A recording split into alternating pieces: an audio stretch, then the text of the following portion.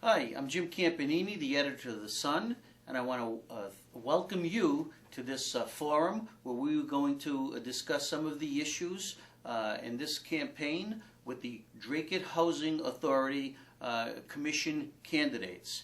There is a seat available for a 5-year term, and the election is Monday, May 5th. We hope that you will come out and vote that day. There are other races for school committee and also for selectmen in Dracut. The candidates this evening are the incumbent to my left, Brian Bond. Welcome, Brian.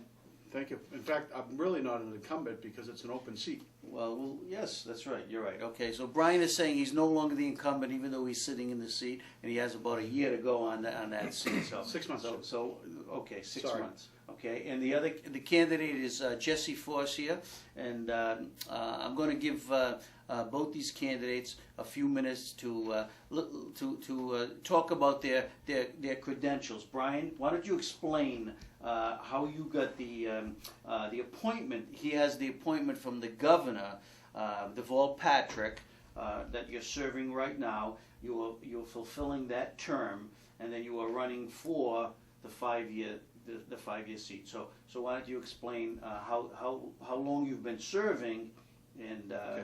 Well, Jim, first let me start off by thanks for the opportunity for both of us, to reach out to the voters, let them know what we stand for, what we've done, and all that. It's a great opportunity because it is very important to get the vote out. You know, whether you vote for me or for Jesse, it's important just to vote. But you are correct. I am the governor's appointee, and what it was, I was actually sitting on the planning board at the time, and I was chairman of the planning board there, and I wanted to get more involved with the seniors, having coached youth sports for years. And involved on the community preservation. I wanted to get more involved with the seniors, and I understood that the term was coming up for the existing person sitting there. So I had filled out an application and sent it to the governor. I also forwarded that same application to our state rep, Colleen Gary, and I got the phone call to fill that position, so I was thrilled. That position, I've been there for 3 years, and the appointment actually expires January 15th, 2015, the same time Deval Patrick's term expires. And basically the reason I'm running is because I've been working on a lot of projects that I'm sure we're going to be talking about, and I want to see those projects finished. Some of those projects are anywhere from 2 to 5 years to complete. So the 5-year term is perfect. Good. Okay. So why don't you give us a little background about your work in community service right now, and also why you were running. Okay. Again, like my opponent, I want to thank you folks for having us here. It's a great opportunity. I moved into Dracut about 4 or 5 years ago. I applied for the alternate position on the planning board. Since then, I went from vice chairman. I'm currently the chairman of the planning board. Through that, I serve on the zoning bylaw committee. I'm vice chairman of that.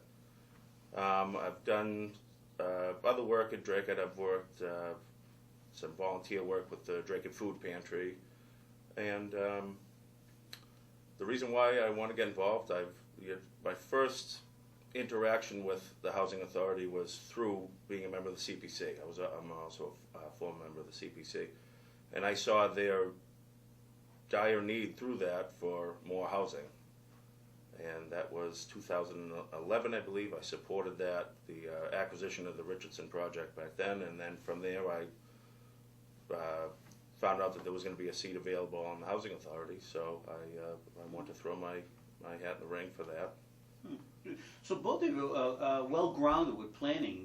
You were on the planning commission also, so you both are familiar with government, how it works, and you want to do some good for the seniors in town, because that's basically what it comes down to, public Absolutely. housing. Now, okay, so let's talk about that. Brian, you say there are some projects that you have ongoing. What are just name some of those things that. If I could just backtrack a little bit to tell the folks a little bit about my history, because I didn't really get into different things I've been involved with, and then fine. we'll talk about. Born and raised in Dracut, I coached 10 years of youth sports. Was involved on being on the boards of the football and on the baseball board. And while I was on those boards, I got involved with building bathrooms over at Hovey Park, because my wife was always complaining about using porta johns. So myself and a group of guys jumped in and we built that. And then I was recruited to build the Veterans Park concession stand, so I was a project manager there. And then got on the planning board. Got a little bit How long involved. did you serve on the planning I board? served there for 7 years, and while I was there is when I first got on the community preservation. Now, I've been on the community preservation for 10 years now.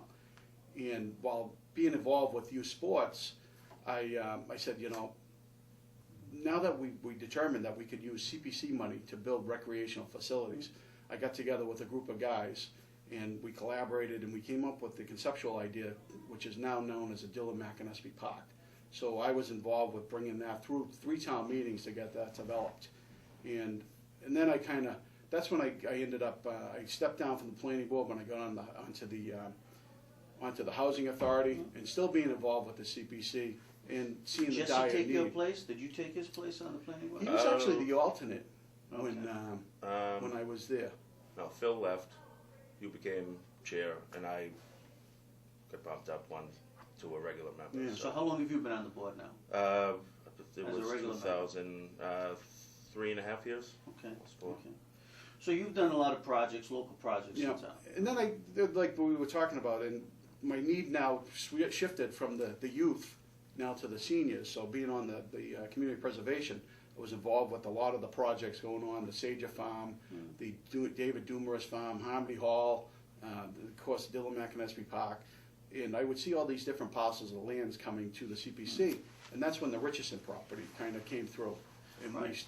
that's how we kind of grabbed onto the Richardson Okay, parcel. well, this is the first question, okay? Both of you, I think, are well-intentioned. Anybody who runs for housing board, I mean, I think you want to develop more housing, but it doesn't seem like there's any plan in place or master plan for senior housing. You've acquired this land without a purpose, okay, the Richardson land.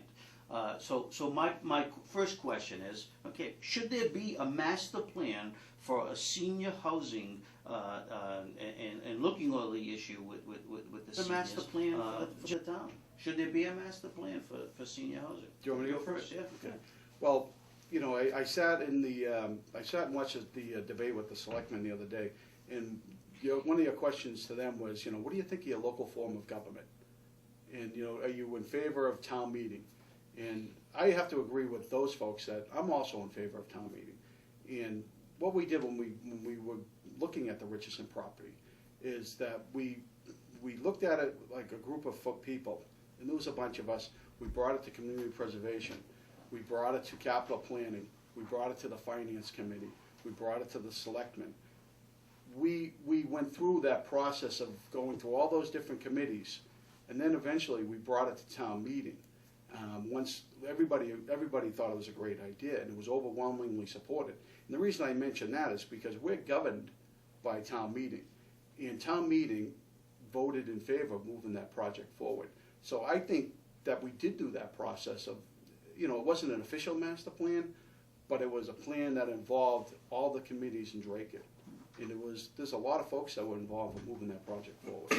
Okay, but you okay, and obviously you were in favor of acquiring the Richardson property also, weren't you? Yes, and, absolutely, and I believe its purpose was, you know, there was a purpose behind purchasing it, and it was strictly for senior housing. Okay, so how do you now move it to the next step? We'll ask you first. How do you move it to the next step? How do you get a developable plan?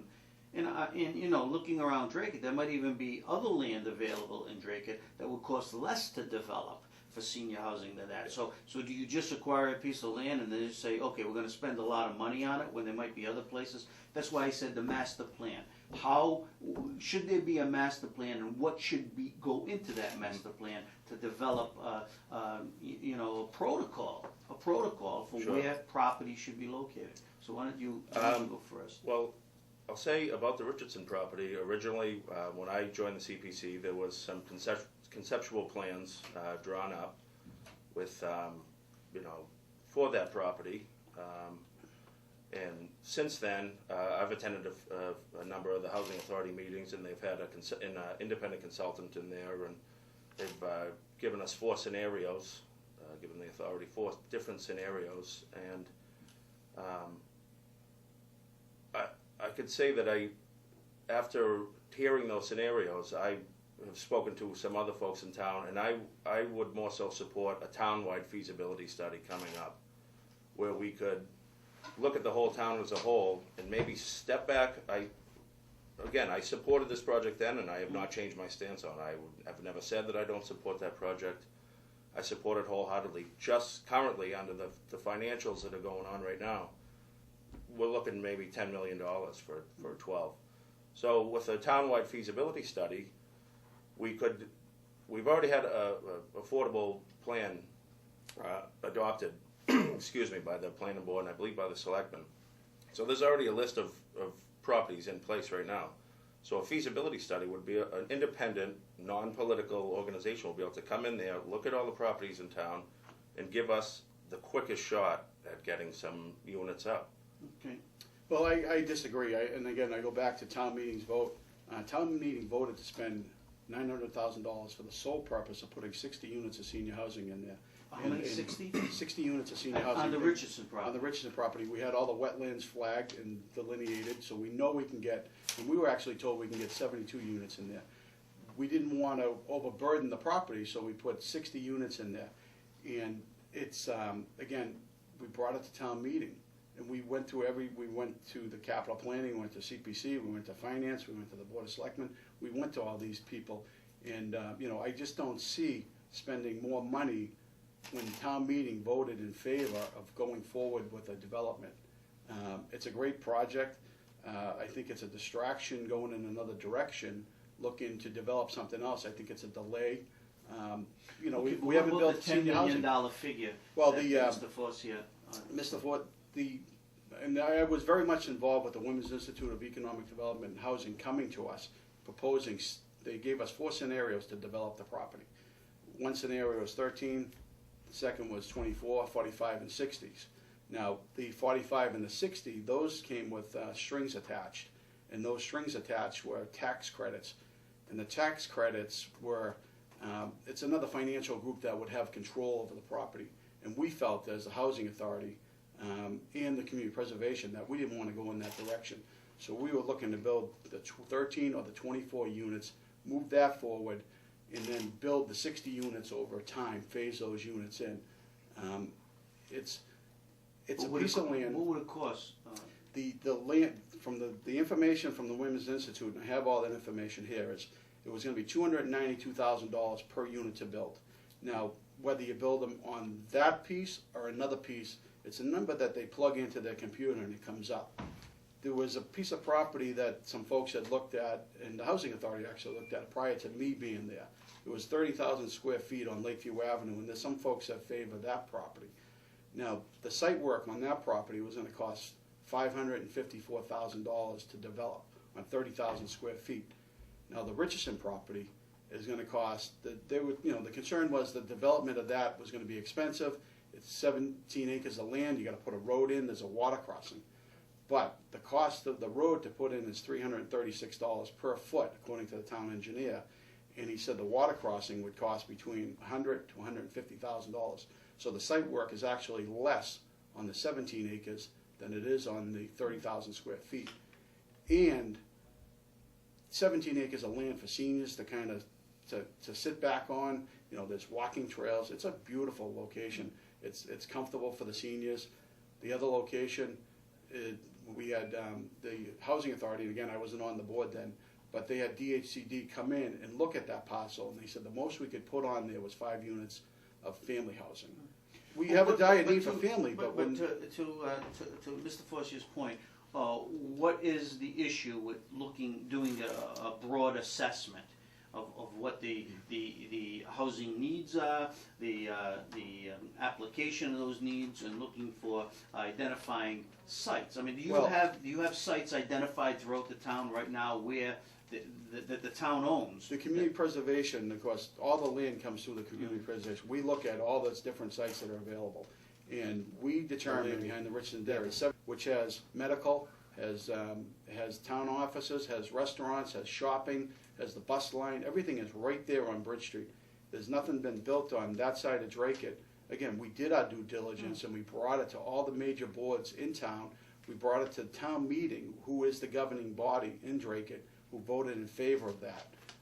It's a Well, great, you supported acquiring that land. Yes. Okay, and you still think there might be a possibility of developing senior housing there, right? But you want to do this overall assessment. Yeah, maybe it's something we could jump to first and not discard this project, just have it off to the side, maybe some more funding. That's something that's been mentioned by the Women's Institute a number of times. There might be some more cycles of funding coming back around, so maybe it's something we can look at, not 10 years down the road, maybe just 2 years. Let's maybe get our foot in the door and doing something else, get some units on the built, a dozen, 13 I've heard over at the Lakeview project.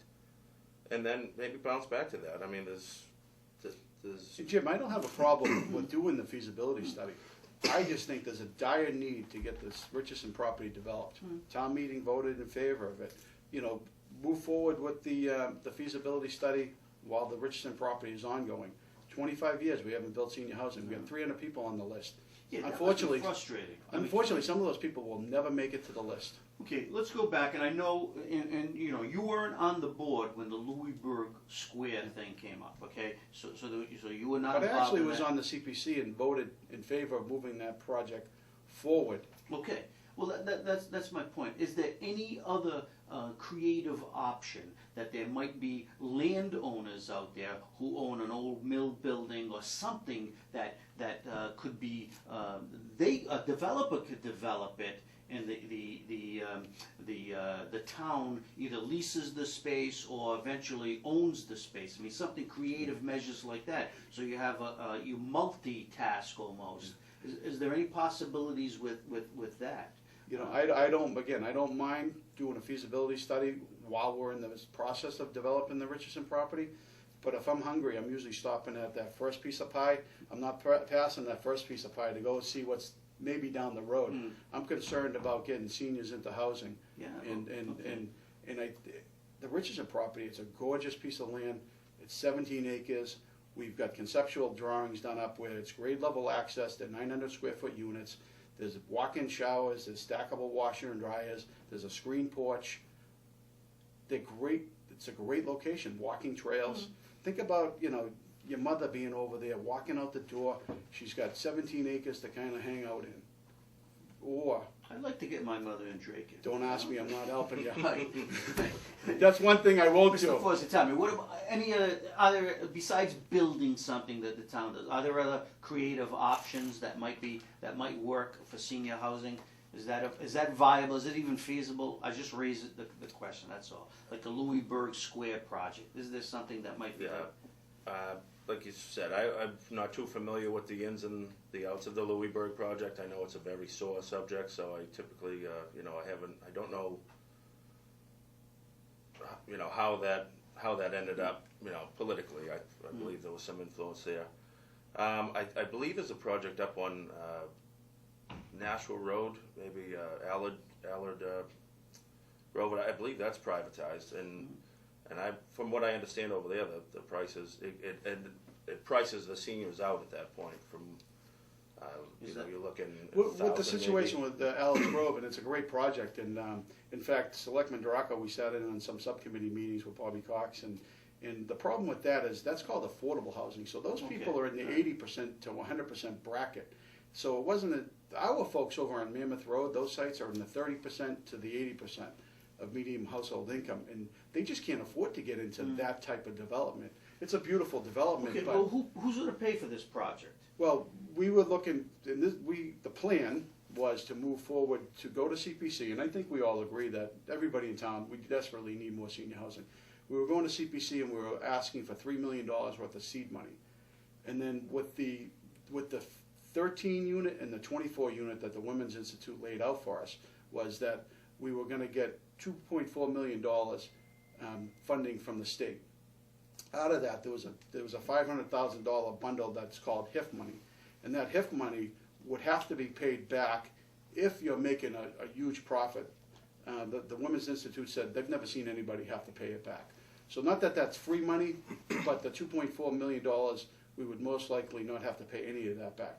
We were also going to finance part of the project. I think it was $1.2 million. and then, of course, the $3 million seed money that came from the CPC. Okay, so do you agree with those figures, the funding plan, or? Yes, I agree Okay, with. so Dracut would have to come up with 1.2 million on its own. 3. 3 million, okay. So what do you do? Speaking of the CPC money. Correct. The 3 million would come out of 1.2 the CPC. finance from the Dracut Housing Authority, financing the building that would have a mortgage of 1.2. Okay, so the taxpayers would eventually have to pay that. The rental income would pay that, and that's how the formula is done through the Women's Institute that would, so it's self-sufficient. And Okay. they want you to have reserves, they want you to have staff, there's a bunch of stuff that goes in that. Okay. So, So basically, the taxpayer would be held harmless. other than the $3 million CPC. that CPC was funding, but, we've got $7 million in that account. We've got a lot of other great projects that we're working on. CPC was still very much in favor of preserving land. Okay, so we're basically, the only really division we have here is you'd like to do an entire feasibility study, maybe develop a master plan and stuff. You'd like to do possibly the same thing, but you don't want to delay anything with the Richardson Right, and I feel property. that town meeting, who is our governing body, already supported the project. They voted in favor of it. It's like, they're our boss telling us to do it. I'd love to talk about some other Have bosses projects. ever been wrong before? Not you, Jim. No, I'm not a boss, I'm not a boss. Do you mind if I ask you why you took it off the table then at the CPC? I mean, it was about to go forward, you were gonna try to bring it to a vote at the CPC, and then you had to get that done by April 18th, I Right. think it was, and then to go to town meeting. My concern truly was that it became a political issue. And people that Jesse supporters who supported the project moving forward right from the very beginning, as soon as I pulled papers, they decided they were no longer in favor. And so my concern was, I didn't want to Well, how do you lose, say that? He says he's in favor of the project. well, his supporters were. Well, I don't, do you But- mind, I know you probably don't want Jesse, to. let him finish. Okay, Yeah. sorry. And so, my concern was, I didn't want to lose the project or lose senior housing at all, and I thought it would be best to hold back until after the election, bring it to November town meeting, so that way it's not a political issue. It's more important to get the senior housing than it is to get me elected. So I thought it was best. The members of the community preservation, we talked about, because some of those folks said, hey, how about this Lakeview Ave parcel? And the members of the CPC would rather move forward with the Richardson property. Okay, but the housing board of commissioners, you people voted. We voted to move take it forward. to move it forward. And I did speak with the board, and they agreed that let's hold off until after the election. Okay. It's unfortunate, but it put us back 6 months. Yeah, well, I've noticed it's come up a number of times that my supporters, which you probably don't want to say who that is, have virtually sandbagged a project to get me onto the housing authority. I mean, that they've actually held back, kept the seniors away from housing just to. If that's what you are saying, I didn't say No, well, that's what you've said on social media. You said on Facebook that my supporters and I, or my so-called supporters, I don't know who you mean by that they would actually hold back a project for that reason. So I don't, did you write on social media something to that effect? I don't recall About the exactly meeting. what it is, but you can look it up. My concern was, again, that they turned it very political, very quick. At one moment, they were totally in favor of it, moving it forward. And after I decided I was gonna seek the open seat, they decided that the project wasn't worthy. My concern is that we need to provide senior housing, and I'm working in that direction to get that done. Well, why would you go forward with it and expose these people? And if the project is a good project, as you say it is, wouldn't it have been survived on its own merits? Wouldn't that? Well, it absolutely would, but I didn't want to have a battle on town meeting floor and put it in a bad name. I thought it was best to put it off. And it wasn't totally my decision. There was other members of the housing authority, other members of the CPC. It was a joint. It wasn't Brian Bond, makes the decision to do this. But you're saying right here, right now, that you are basically in favor of such a project. So- Absolutely. I want to see housing built on the Richardson property. Okay. So we've covered. So I that. think it's great in November town meeting, he'll be speaking in favor moving forward with the Richardson property. Yeah, but I still don't understand why you would move a project, delay a project, that you said it's so important to bring this thing forward because of all the past delays in senior housing, why you would do such a thing, even if there were people out there who might be opposed, and even if they were allied with Mr. Forcier. I mean, I never seen you back away from a fight that you believed in. Yeah, I get a little bit more mature as I get older. You know what I mean, Jim? Okay, all right, okay. So let's. When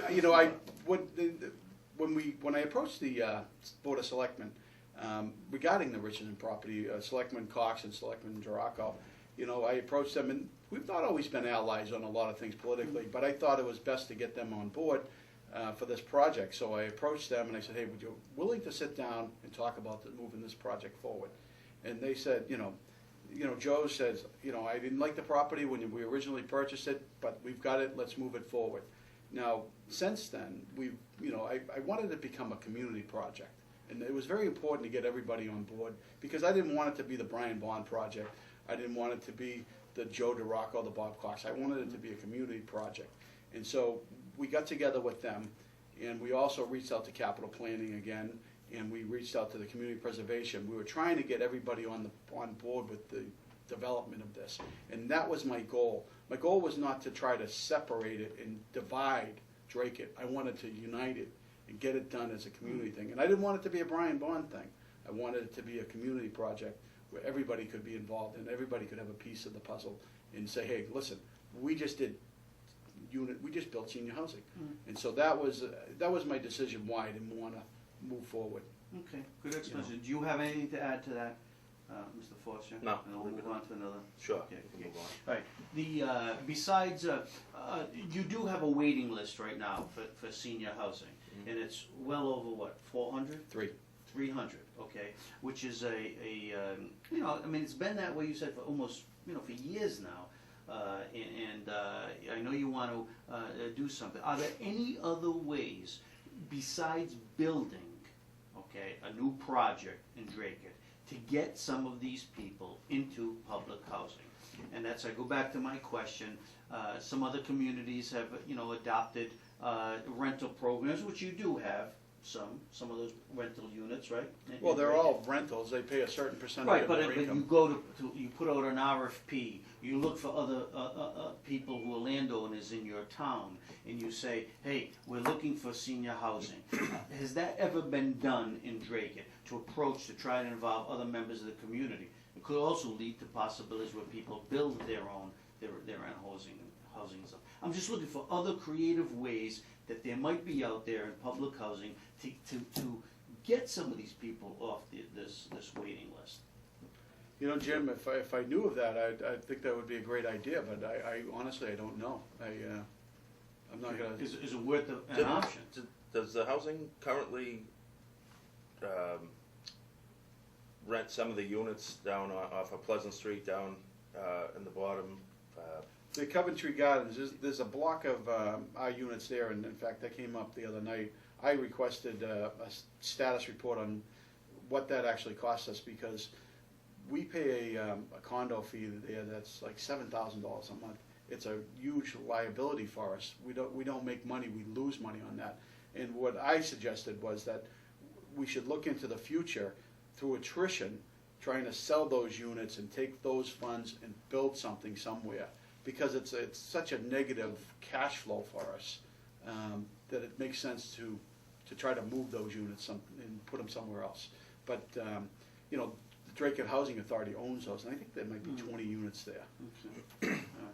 Okay. But that, Jim, So right honestly, now, if you knew that, if you had well, an I'm answer to just that, throwing out there as an idea. I don't know. I mean, Yeah. but that's okay. So we'll move on. We'll move on from there. The Housing Authority has received very good ratings. Massachusetts, HUD in their evaluations, also from federal. I think almost 99 points, if it's not perfect and stuff. Do you see any issues at all with the present organization of the Dracut Housing Authority, or any places where it could be improved? Not that I know the inner workings really over there, not having much exposure, not being on the board, but one person that I've met a number of times across the board, you know, loved in town is Mary Karabatsas, and I've got a chance to She's the executive director. correct, sorry. I mean, I think it was a 99.95 maybe rating. So, I mean, she does a phenomenal job. I mean, she gets just huge marks and huge response. I've had a number of candidate coffees over at a couple of the different facilities, and they just love her. I mean, and I think she does a fantastic job. In your talks with those people who are tenants in the housing, do they raise any points where things might be able to be improved, or do they want anything else that isn't there available right now, or Not as far besides as color televisions? yeah, not showers physic- are big. not that I've heard. You know, as far as items or things like that of that nature, but they are definitely looking to be more involved in the meetings. I feel now that though they feel that they're kind of dissuaded from going to the meetings. They feel like they don't really have a voice. And I've spoken to a bunch of them, and I said that, you know, if I'm lucky enough to be on the housing authority, that will be one of my first things that I can do, is try to open up some sort of open forum, maybe 15 minutes before the meeting. I know we've looked into some local housing authorities that do that, that have more of an open discussion, kind of like what they do with the selectmen. You walk in, you sign your name, and you have, I don't know, 2 to 3 minutes where they can talk. I mean, I think we owe it to them to listen for a couple minutes a meeting. They meet once a month. Okay, we'll take up that issue, but going back to the first question, you have received very high ratings. So certainly, this is your chance to take some credit and give some credit to other people who do. Absolutely. What involves that rating? I mean, what do they evaluate? Well, there's a company that comes out and basically walks through all the facilities, and So it's an independent audit? it's an independent audit, I believe, by DHCD, and they come out and they look through all the stuff. And Mary and staff does a great job. And we, at our monthly meetings, we get a work order report showing, you know, things that are called in, they're completed in a timely fashion, and things are taken care of. Mary does a great job, and I'm sure you saw recently we gave her a pretty decent raise to keep her, because she was looking elsewhere. We really didn't want to, but we felt we had to keep her. She does a great job. The maintenance guys, they do a great job keeping up with things. There's, you know, the tenants, you know, they'll come to a meeting, and tenants always complain a little bit, you know, but you know how your mother and your father are, you know, oh, can you get this for me? Can you get this trash? Little things like that. Nothing major. The guys always take care of it. We're putting in walk-in showers. Tenants love that. You know, they were asking last night for a new bookcase in the community room. Small things, but those small things are important to them, so we take care of them. Isn't there a tenant liaison on the board of? No, not in Dracut. Oh, not in Dracut. Not in Dracut.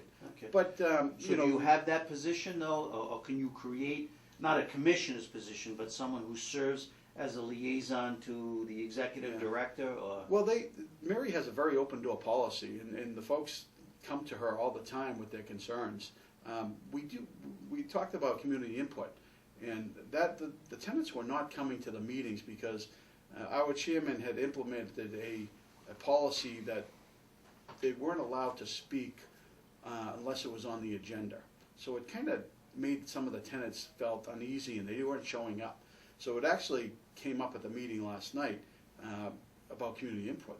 And we talked about adopting the selectmen's form of community input, allowing the tenants to have a 3-minute dialogue, you know, to a concern, you know, and then, but the open meeting law doesn't really allow us to go back and forth and talk about things unless it's on the agenda. We have to follow the open meeting law. But we also encourage the tenants, you know, because they'll come in and they'll say, you know, oh, my window's cracked, or, you know, small little things, which are important to them, but they should almost bring that to Mary and call that in as a work order request, you know, prior to the, you know, the meeting. And talk about concerns that are affecting them, you know. So there's a lot of dialogue, and you sit there and you listen to the tenants talk about their everyday life, you know, and it's important to them, you know.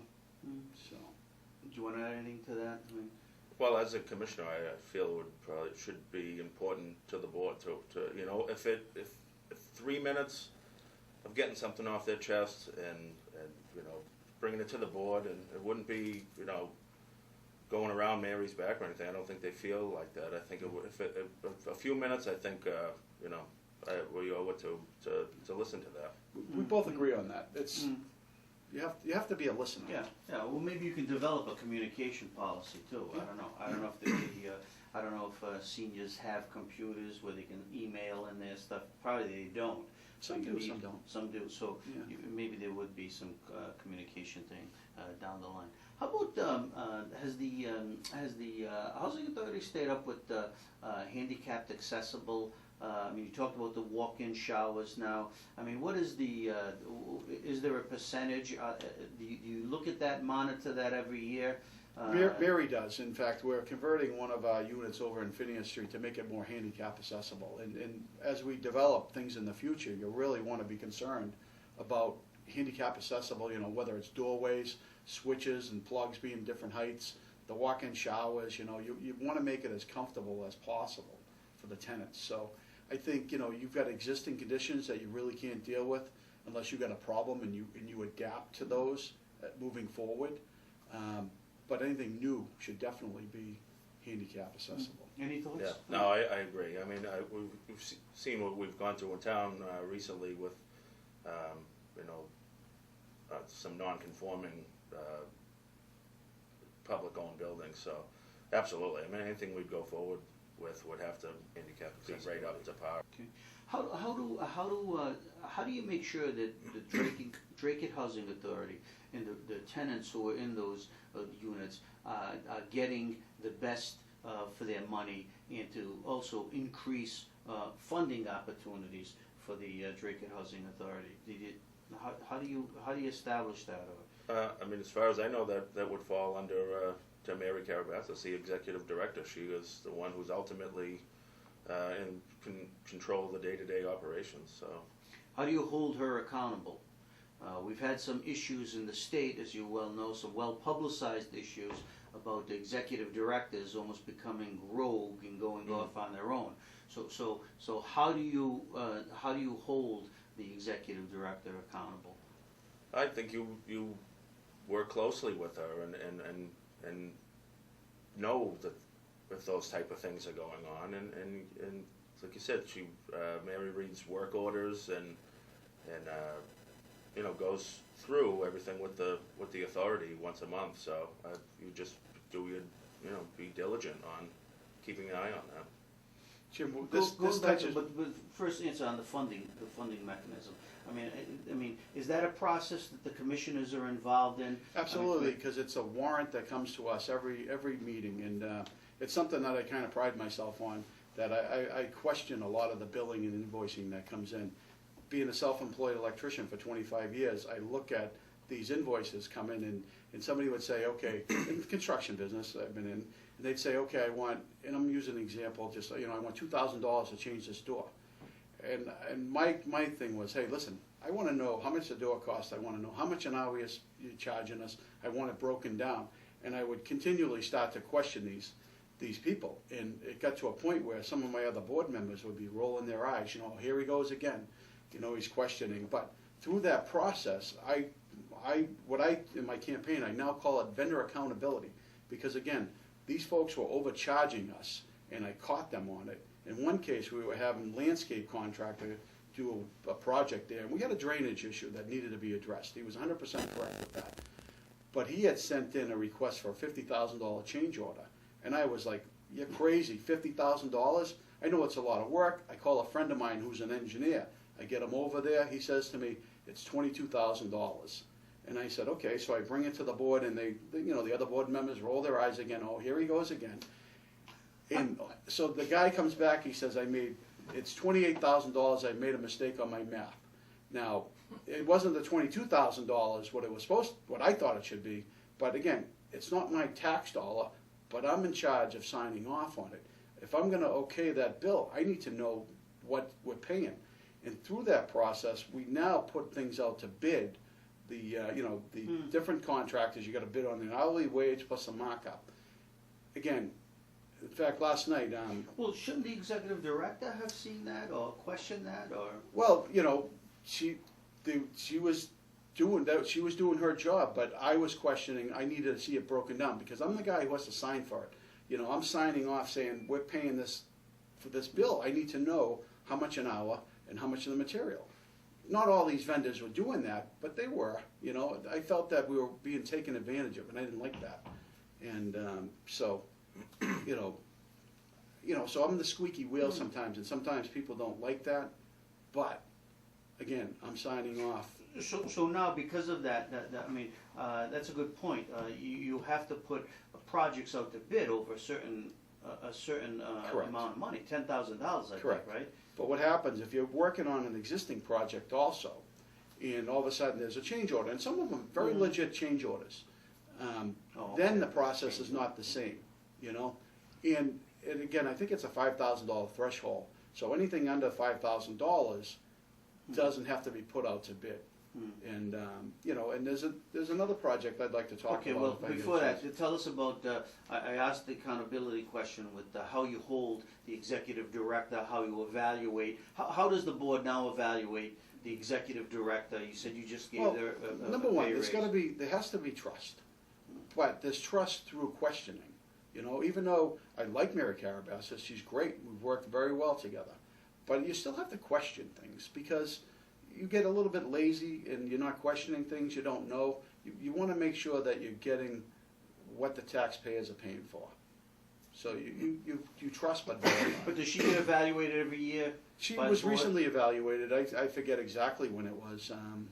And what is her contract? How many years for that? She's got 5-year contract now, Wow. which Do you think that's too long for an executive director?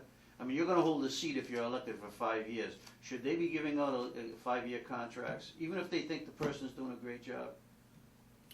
No, I can't disagree with that contract. I believe that if you're confident in who you have, and I don't see any issue with extending it out like that.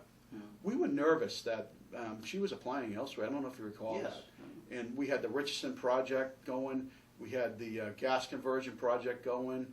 We had a lot of things, the landscape project going, and all of a sudden we're worried about, Mary Carabassis leaving.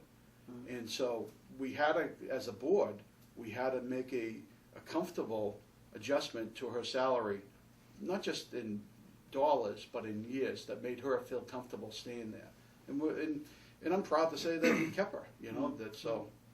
So you're happy with that? I'm happy with that. I could see why it had to happen, why Mary was uncomfortable, in looking elsewhere. If we can go back to her, we'll go back to 2011. She was voted on to not extend the contract within a few minutes of my opponent's first meeting. Well, had never So you have never changed, served with her. Well, first of all, I Yes, never you should voted. I never No. voted not to renew a contract. I voted to open it up. Open it up, I right. go to the first meeting and I'm supposed to vote on a contract for somebody who I really don't know. I didn't work with her, so I voted to open up the process so that I could get to know her. 2 months later, we re-signed her once I got to know her. So I think that's not a fair statement, that. And again, I worked very closely with Mary. I'm a workhorse on that board, and I'm not there to just show up and vote. I'm gonna look into projects. I'm gonna do the work. I'm self-employed. I can sneak away from my job Yeah. to do things. But I think there was a lot of pressure exerted too to A keep, lot happened in to those keep 2 months. Carabassis. So you want to just add to that? Yeah, a or lot was happened it- in those 2 months. It wasn't just like, oh, okay, well, there was an uprising by the town, by the seniors. There was a lot of things that happened within those 2 months, statewide. But she so did there get was, yeah, you're right. But she did get her contract. Yeah, we interviewed I think 3 or 4 different candidates, and she was the top. Okay, good. Now, we're coming down to the last 5 minutes before you do your closing statements. Jesse, any issues right now that you want to bring up that you think could either you being on that board will improve the performance or the condition of the Dracut Housing Authority. Anything that hasn't been discussed here, you think that are valid issues that would make you a better fit for that board than the existing Okay, well, membership? to preface that, you know, regardless, my opponent has a seat on that board. Yeah. Whether after Monday, whether I win or lose, he is still there. So now you have two guys that are, you know, are going to put in the work. I would never say Brian's not a workhorse. He works. I will do the same thing. It's in my nature. I've done it. I believe I can bring a cooperative spirit, collaborative throughout the town. I've made you know, a lot of friends in town officials that I think we can bring things together to get a quick project done.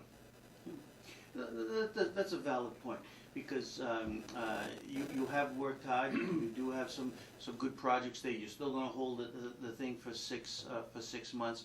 And if you are to win in the election, okay, then there's going to be an opening, and who knows when the governor might even fill that opening. He seems to be, his mind is on other things, but he could fill it right away. I don't know.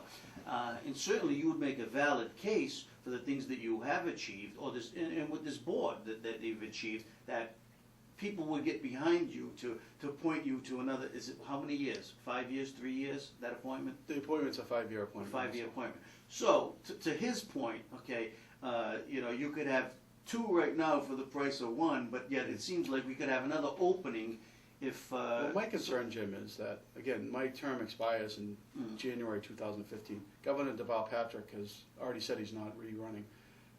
Projects that I'm looking to finish are 5 years, you know, 2 to 5 years to complete. I don't want to take the chance of not having that appointment. I want to see these projects through. I'm a workhorse. I'm going to dig in. I'm going to work hard to get these projects done. I feel that my experience will help the seniors move along. We didn't get a chance to talk about my gas conversion project, and I'd love an opportunity to talk about that. You got 2 minutes. It's being a self-employed electrician. We've got an electric bill over on Mammoth Road. It's $180,000 a year. I go through the projects frequently, and I see what's going on. I see what needs to be done. And I knew we had gas in the street, and being a self-employed electrician, I'm like, hey, we should bring in gas, put in boilers, get the electric heat out of there. We're spending $180,000 a year. So I grab a bunch of folks in town that I know in the business, architects, builders, and stuff, and we come up with a figure of $900,000 to do this. And I figure we can save 20%. Well, we bring that information to National Grid. National Grid comes back and says you can save $150,000 a year, and your electric bill is going to go to $30,000 a year. Now, we were all very skeptical about that, so we sent it out to another independent company, and they came back and they said, yes, you will save $150,000. Now, so next we send it out to DHCD. They come back and they say it's going to cost $2.6 million to convert that. And I said, that's bull. So, pardon my French. So I said, I want to look at your analysis of that, and I see all kinds of problems. And I say, I'd like to sit down with the consultant. And he says, well, I don't have time to meet with you. It's 1.8. So I hammer him again. I said, listen, I know that this doesn't cost this much. $600 thermostats are ridiculous. He comes back 1.5 million. And then I hammer him again. He comes back 1.3 million. He refuses to meet with me, but I know I can get him down to $900,000 or there, close enough. But that's the type of person I am. I'm going to look at the problems that we have there. I'm going to try to find solutions. I've addressed some energy efficiency Why don't you go solar? Well, that's something I absolutely agree we should look at. When we go to do Richardson, we should be looking at all new technology, solar, LED lighting, geothermal heating. There's a ton of ways that we can save the taxpayers' money. What do you think of that conversion plan? I think it's a good idea, but my question is, where would the $900,000 come from? I know it can't. I've spoken to, we talked about it last week, and the money cannot be borrowed for that. Where would that? Well, that's not true. Come from? That's not true. It can be borrowed. In fact, we talked about it last night at the Housing Authority meeting. We have to seek other sources first before we can actually fund the project ourselves. We do have $1 million in cash reserves that we could use as equity and borrow against, but DHCD would like us to look into other avenues first. So things take time, unfortunately. But, $150,000 a year, how quick would that be to pay back, even if it was the $1.3 million?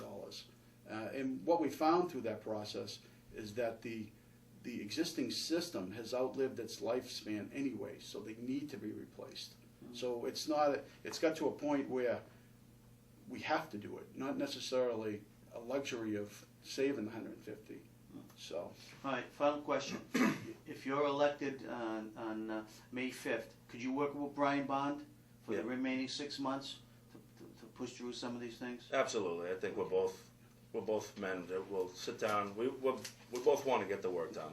If he's elected, could you work with him for 6 months? Absolutely. In fact, we were sitting in here for 5 to 10 minutes alone prior to this. We were talking about you a little bit. Okay, now, if you are elected, and there is an opening, would you endorse Mr. Forcier for that open seat? I would think that Mr. Forcier would apply for the governor's appointment. I think we talked about this before too on Mr. Shaw's show there.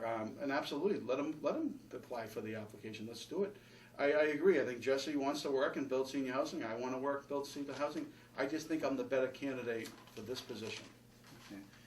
We're going to go into that 2-minute round where you can say that you were the better candidate for this position. So we'll start with you, Jesse. Look right into the camera, but I'm glad we reached the solution that both of you, either one of you, would be good for this job. So we survived 5 minutes in the room alone. So okay, Jesse, you get up to 2 minutes. Sure. And tell people why they should vote for you on May 5th. Okay, so my name is Jesse Forcier. I've lived in town for 4.5 years.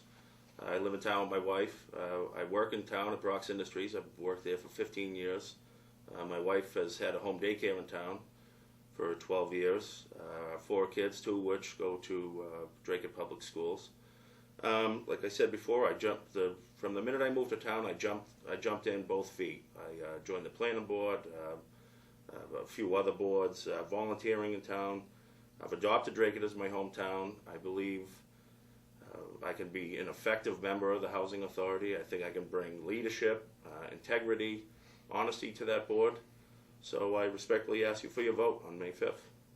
Thank you very much. Brian Bond? Okay, Brian Bond, again, thank you for the opportunity to speak to the voters. It's a great forum. I'm glad Jesse and I could sit down together and talk about the issues. My name, again, Brian Bond. Born and raised in Dracut. I coached 10 years of youth football, basketball, baseball. I was on those boards. I was involved with a lot of folks building the Hovey Field bathrooms, Veterans Park concession stand, Dylan McInespy Park, Sager Farm, the Parker Road, David Dumas farm there, the East Richardson farm, Harmony Hall, there's Richardson property for senior housing. I reached out to the selectmen, formed a subcommittee to move that project forward. I would appreciate your vote on Monday, May 5th. I'm a worker, and I want to get it done. I want to thank both candidates for coming in. They're both busy. They both have jobs and families. I want to thank them for coming in and taking part in this forum. The choice is now yours, Dracut. You've got a full ballot on Monday, May 5th. You've got a selectman's race, a housing authority commissioner's race, and a selectman's race. You should take part because that's your government that you have to live with. And there are some good people who are running for office, so you should go out there and give them your vote. Thank you very much. This is Jim Campanini signing off at the Lowell Sun.